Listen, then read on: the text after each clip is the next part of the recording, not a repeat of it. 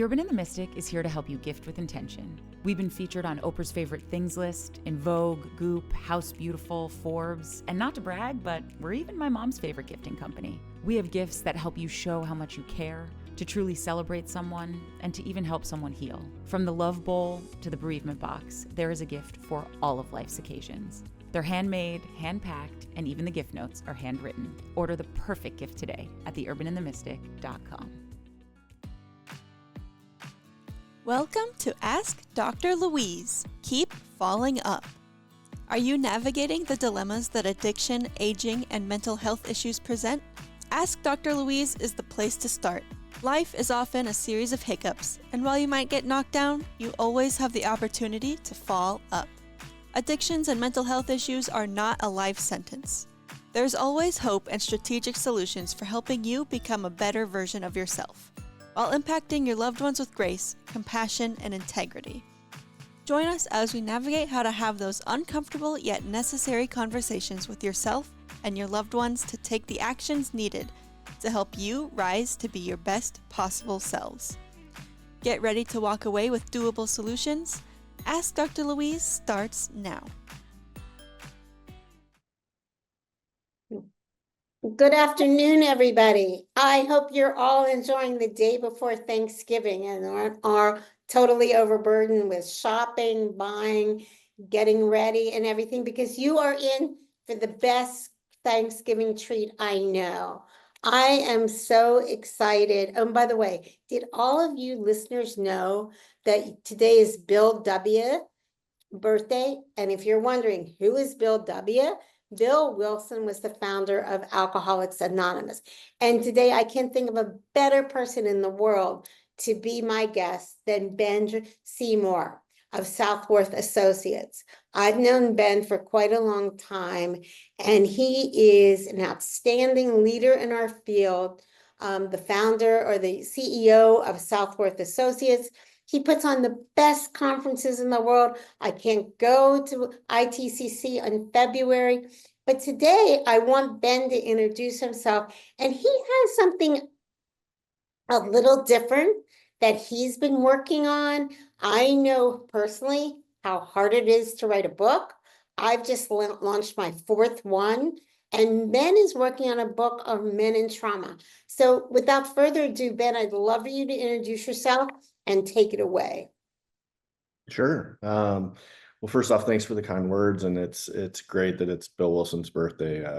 Obviously Alcoholics Anonymous has been a big part of my life and my recovery, but I'm really grateful to be here today. And yeah, so should I start off with the book, you think, Louise, or what do you want? Whatever you'd like to. If you'd like to tell our listeners about yourself and then go into the book, it's really up to you. I think they'd like to learn about you first, and also your passion about what you're doing, writing a book. Yeah. So my journey started in the mid 90s, in my own personal recovery. And as a result of that, went to school to be a counselor and started as just a frontline counselor, and really wanted to help people with problems with drugs and alcohol and mental health. And I started out in Palm Springs, California, at a place called Michael's House. And my mentor, Arlene Rosen, helped me get sober. Actually, that program got me sober. And a couple years into sobriety, I said, I'm going to come back and work here. And they gave me the opportunity to be a counselor there. And it was an honor. I worked with men who really had been through a lot of the treatment centers. They had been through the big kind of name treatment centers and needed more. And so we were an extended care program. And for me, recovery was really, I'm passionate about recovery because it was just so hard for me to get it, and it took me many tries, and I went through 12 different facilities and put my family through hell. And eventually when I got sober, I knew this is what I wanted to do. And So, Ben, what was your turning point that's finally you had a spiritual awakening? I know you're not alone, and I want our listeners to know sometimes recovery takes time, and going through 12 different types of facilities is nothing to be ashamed of or anything. It's an opportunity, and when you're ready, that you'll get that opportunity. Yeah. And I think the misconception for me was, and they told me that it's a disease and any drug really is going to affect you the same and you'll end up in the same spot. But I didn't believe him. And so I had to do the field research on the process of elimination, going from hard drugs down to maybe I can just smoke weed and drink, and then hitting a bottom on alcohol, which is so acceptable in our society that, you know, is everywhere. And the idea of not being able to drink was unfathomable for me. And so eventually hitting a bottom on alcohol and realizing that I could never control my use in any form, regardless of substance. And they always ask me that question, you know, what are you going to do different every time I went into a facility? And this time, you know, I always dreaded that question because I thought I had to come up with some creative answer. And this time I just surrendered and I said, I don't know. I said, I have no answers. I have no solutions. I'm scared. I don't want to die this way. And I said, I'm willing to do whatever you tell me. And so that was what I did, you know. And so the world is very glad to have you. We're very fortunate. But I know you want to talk about your book and men's trauma. I assume along the way that was some of the things, or perhaps in your childhood. Yeah. Share. Yeah, my first exposure really to the trauma, you know, and back in the 90s, you know, it was not as talked about. And I remember I saw a video with Claudia Black and John Bradshaw, you know, and that was the first exposure I had to that deeper level of work. And then in 2002, I was at a lecture in Las Vegas, and Claudia was speaking, and I went and heard her lecture, and it rattled me. You know, it really rattled me because there was a lot. I knew there was something there, but I didn't know what it was, because when I thought about the word trauma, I thought about, you know, veterans. I thought about people who had been, you know, severe sexual abuse or crises that were, you know, pretty dramatic. And I didn't know that, you know, everyday trauma were things like abandonment, violence, neglect. But what happened was that through working in the field, I actually was exposed to a lot of trauma. And we used to, you know, we talk about vicarious trauma, but really I started researching it, and it was secondary traumatic syndrome, which in the UK and Europe, that's kind of the term they use as STS. And it really, looking at those numbers, the amount of public aid workers and people in the front lines that experience this trauma. And that was what happened to me. You know, I started doing interventions in the early 2000s, and, you know, through working all these cases, you know, you really encounter a lot, you know, dragging people up. Yeah. And at that age, you know, back in those days, you know, I was getting a lot of the interventions that the older guys didn't want. And so I was dragging people out of really bad situations and being held at gunpoint by police sometimes because they didn't understand the situation or what was going on, and just all kinds of, you know, incidents. And in 2010, I had a nervous breakdown. I just said, I can't do this anymore. You know, my son almost passed away from diabetes, and I had a lot going on, you know, with starting a new company and just all this stress, and stress is it can be a huge traumatic kind of trigger. And so all this compounded stress and unresolved trauma from not only my use and before, but also in recovery, you know, from working in the field and hearing the things that we hear day in and day out, and the death and grief and burying so many people and all that. And so I had this nervous breakdown, and I didn't really know what it was. And I just white knuckled it, and I kept it together. And then in 2017, I had another series of compound traumas, you know, sold a company, which there was so much grief and loss with that I didn't know about. You know, overnight, I went from having 100 employees to the next day, my phone not ringing, and leaving the company and realizing that, you know, a lot of my relationships were actually financially based, and a lot of grief and loss around that. And then I had, you know, that was around the time John died. I'd had a lot of deaths around that time. And then I had one real specific death, actually the day after Thanksgiving, in 2017, where I had a sponsee kill himself with me there. And that was the straw, you know, and his name was Jared, and his mother was actually a very good friend of mine in recovery. And I was honored to sponsor her son. And so it just had a huge impact on my world. And so, you know, that was kind of the straw that broke the camel's back. And so immediately I felt my body shut down overnight. I couldn't sleep anymore. I wasn't eating. and my whole body just broke down. And so this, for me, the book really is about normalizing that it's okay for men to be wounded and to go through trauma and to be vulnerable. And, because I think that for me, and also healers in the field, because I think so many times we get put on this pedestal, and Louise, from all the work you do, we get put on this pedestal, there's this trap that I think we should know better, that we shouldn't be susceptible to this, that we need to be tough. And, I think for me, the book is about destigmatizing us being able to fall apart as well, and that things happen to us. And, having been sober at that point in 2017, I was 19 years sober, and really going into meetings and falling apart, being emotional, and everyone looking at me like and this is my own perception, feeling like everyone was looking at me like, you should be better than this, you should have it together more than this. And my journey of and having intrusive thoughts about drinking, even though I was doing all the things 12-step programs tell us. I was going to meetings, sponsoring men, had service commitments, had a home group, was working steps. I was doing all the things on paper that it looked like I was supposed to do, yet I was having intrusive thoughts of drinking, and that was the trauma. And so anyway, so this book is really my journey through that, how I got through it. I talk about the deeper trauma work that so many of us do in the field that now is becoming more normal, which is great. I have a men's retreat that I'm a part of, and really did some individual intensives and digging into, all what the trauma was, unpacking it. And, and the interesting thing is I had done some EMDR, and I'm a fan of EMDR in certain circumstances, but we know from research that it's obviously more effective for single incident trauma and things like that. But that layered trauma, the abandonment and all those things, I had to dig into those and unpack them. And that's a process. It's a process. So.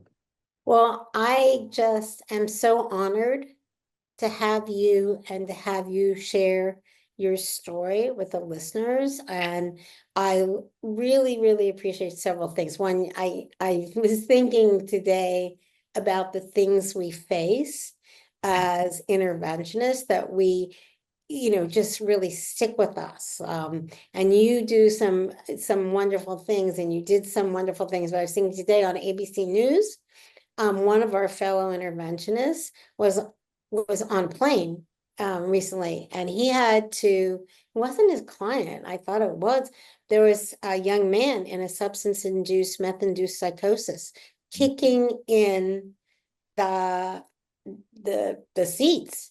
And so he had to actually subdue him, because he was the kind of interventionist who can go ahead and do that, because there's interventionists that are really great with that, and there's other types.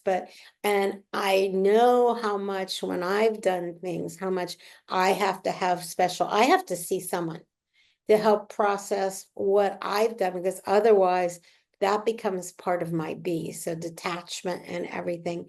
But I think, what I appreciate about you so much is your honesty and transparency to say, as a man, as a very successful man, as a bright man, as a man in recovery, as a man who's worked in the field, one can experience vicarious trauma, which adds on to whatever we experience growing up. And the biggest thing is okay to ask for help. It's okay to let your guard down and don't think it's all together, because my experience is when we think everything's all together, and I watched a young sober coach kill himself, or overdose, because he thought he had it all together and that he could do just one more thing. So I'm excited because there aren't that as many men somehow or other that write the books we need to hear in the field, and ones that are vulnerable, that can express what they've been through. So I'm so excited for when you have a publication date yet, Ben? don't. We're going through some of the final chapters and the final drafts with those, and then I'm hoping to have it out sometime in middle of 25 is what I'm shooting for. So 2020. Beautiful. Yeah. As someone who's written books, and I learned something, so I'll pass it on to you for what is better or worse. My last book I did in 2.5 months. You must think I was absolutely crazy, and it's out.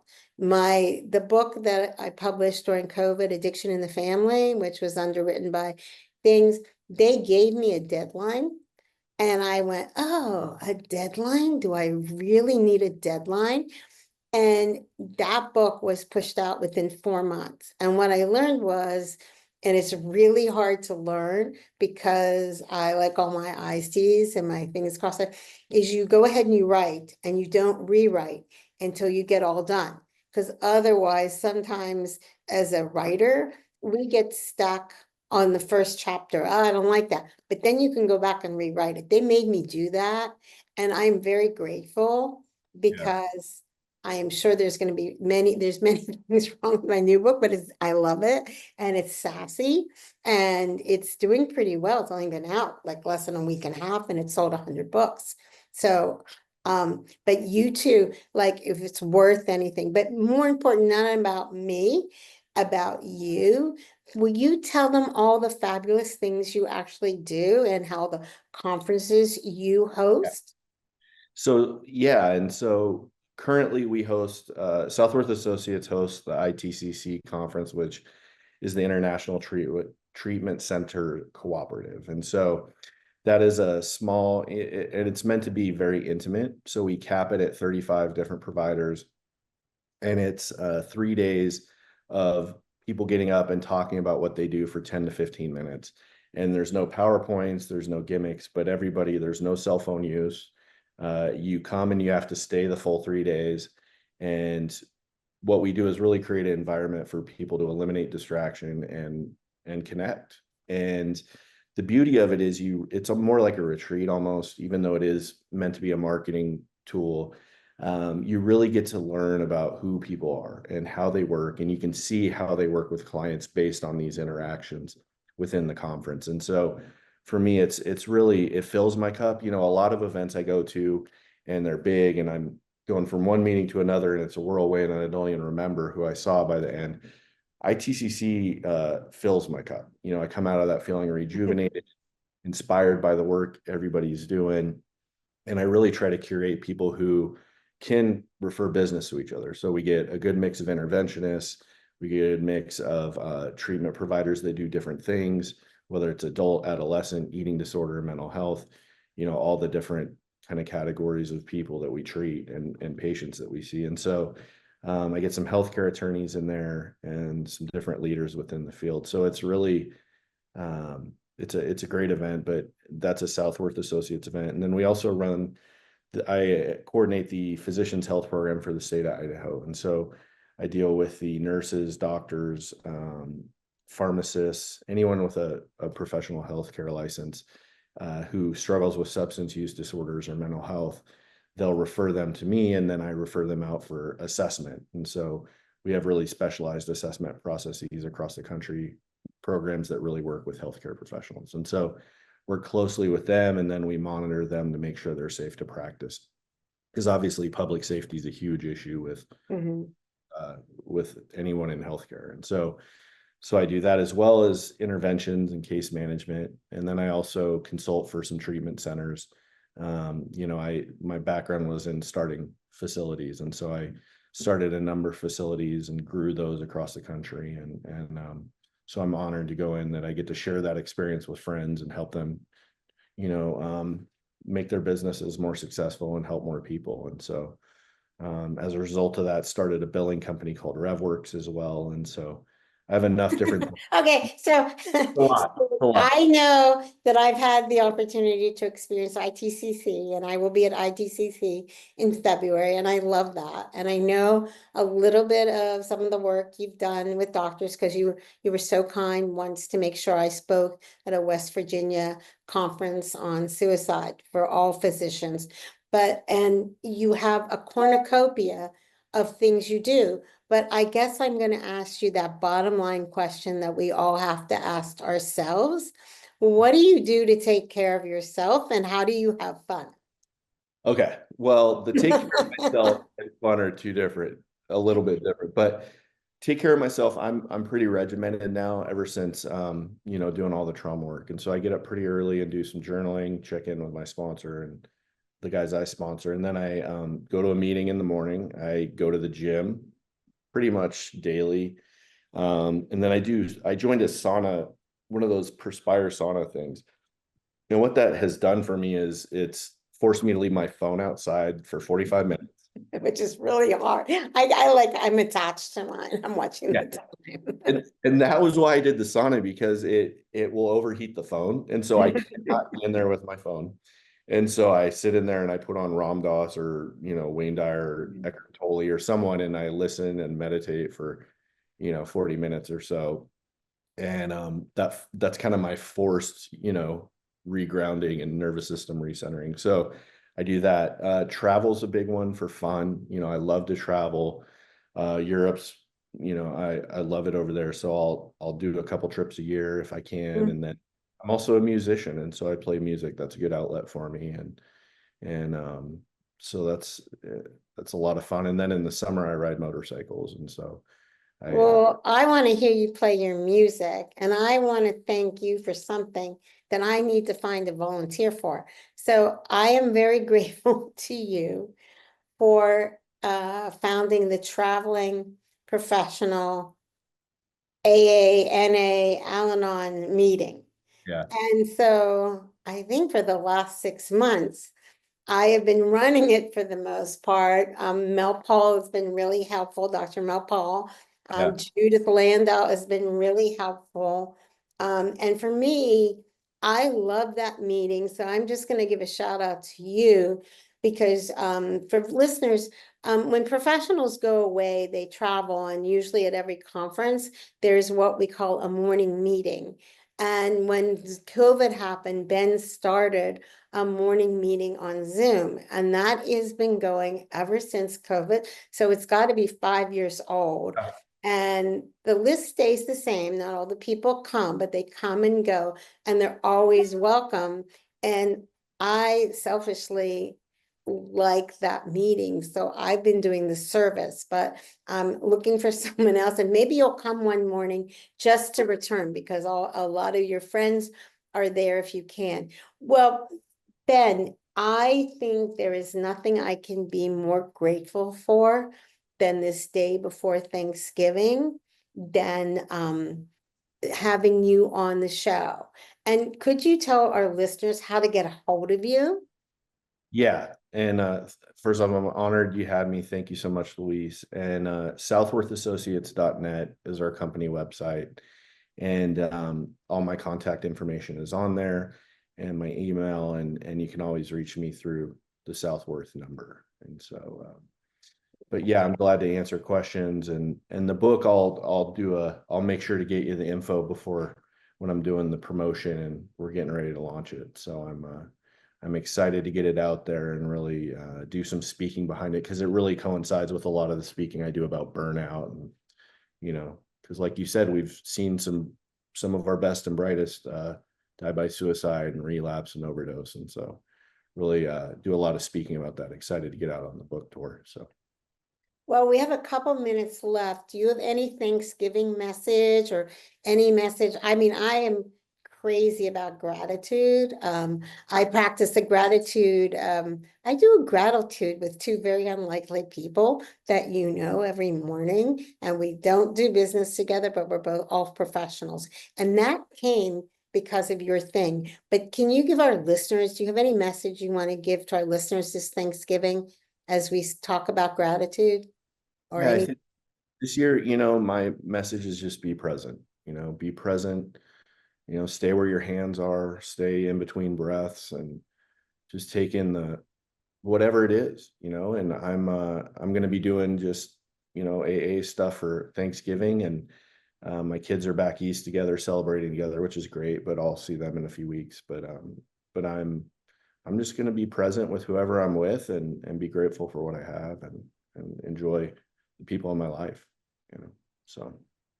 Well, I love that message because I think I'm selfish. Sometimes I'm not present. Sometimes my brain is multitasking. Sometimes my phone is, it's like, it's my drug. Yeah. And being present and being able to listen with your whole heart and your whole body is so important to where you are, to the people that you work with, and to yourself. Well, I can't think, listeners, I'm so excited that you're with me today. Ben Seymour is an outstanding professional in our area. He's very modest and very quiet. And this is the most I've ever had him talk, so I'm very excited. Because he's always behind the scenes planning and planning. But if you ever get a chance to meet him, and we all are going to go out and get your book as soon as we know what it is, and I'll put it out on my mailing, which I do, as you know, I do every week, and sing it from the rooftops. And I think everybody has a story to tell. And I think what makes us special is we're listeners to the narrative, to the life. And the other thing which I want to thank you for is you also represent, which we all try to do, and that is a life. My first book was falling up, which means that you had to experience a hell of a lot of hiccups falling down in order to fall up. And that change and positivity and hope and recovery is always possible. Yeah. So from the bottom of my heart, Ben, thank you. And thank you all that you do for our profession. And I'm going to be very excited to hear you play at ITCC in February. I don't know if you were planning that, but now I just asked you to.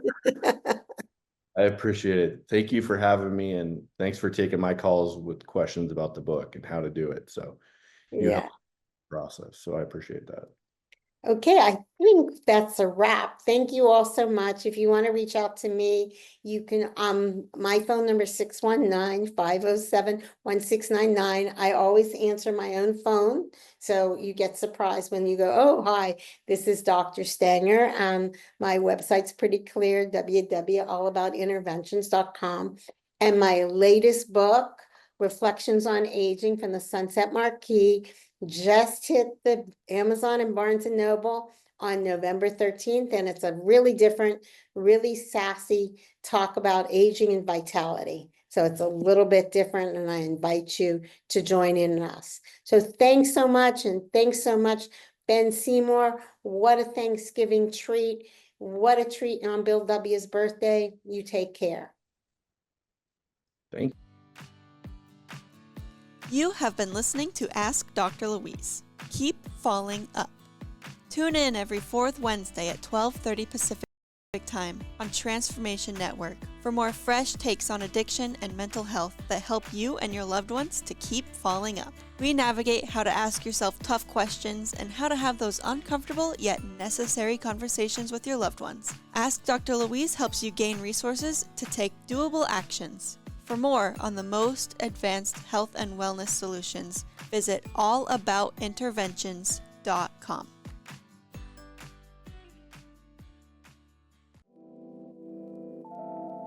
The Urban and the Mystic is a brand for lovers. Lovers of life, lovers of connection, lovers of love. We help you gift someone a feeling that lasts long after the first unboxing, and that is the real gift. Our line of offerings are chic, thoughtful, personalized, and there is something for everyone. This is modern gifting. Now go find your perfect gift at theurbanandthemystic.com today. No, really, go.